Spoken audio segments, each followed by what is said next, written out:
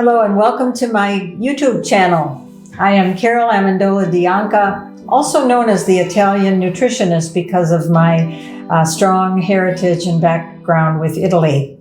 What we've been talking about recently are the causes of death in the United States and how they are related to our diet. And so we can do the same thing, and we can do a comparison between the year 1900 and how people ate in the United States, and fast forward 118 years and take a look at how our diet has changed over that time period. Actually, our diets and our lifestyle have changed more in the last 100 years than in the last 10,000 years. It's been a radical change. We were primarily an agricultural world where we grew our food and we ate our food, and huge manufacturers weren't processing our food. That has all changed today. If we take a look at just the difference in the consumption of sugar, in the year 1900, there really wasn't much sugar being consumed, refined white sugar, about 5 pounds.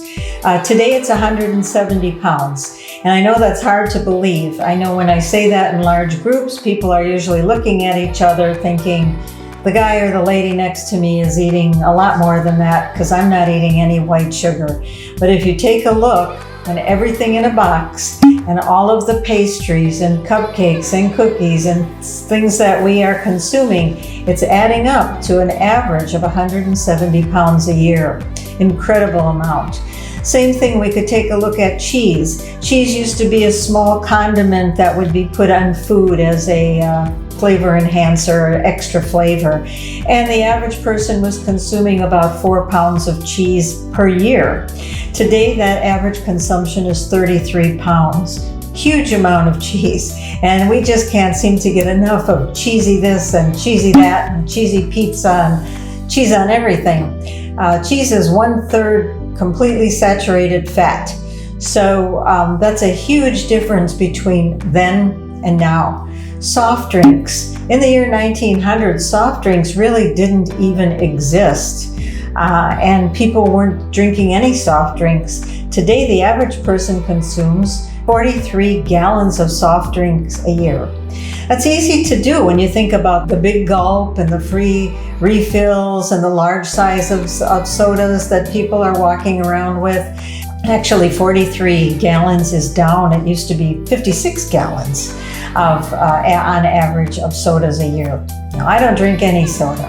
Most people I hang with aren't drinking soda, so I know that the average person's drinking a whole lot more than 43 gallons.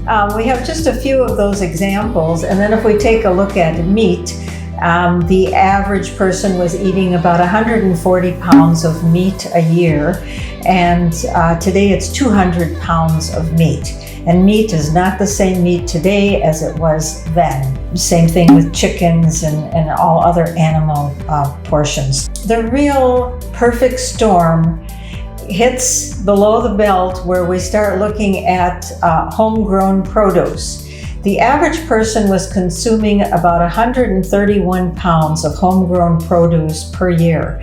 And most people had gardens where they would grow their gardens and grow their produce and put it up and ferment it and preserve it for the winter.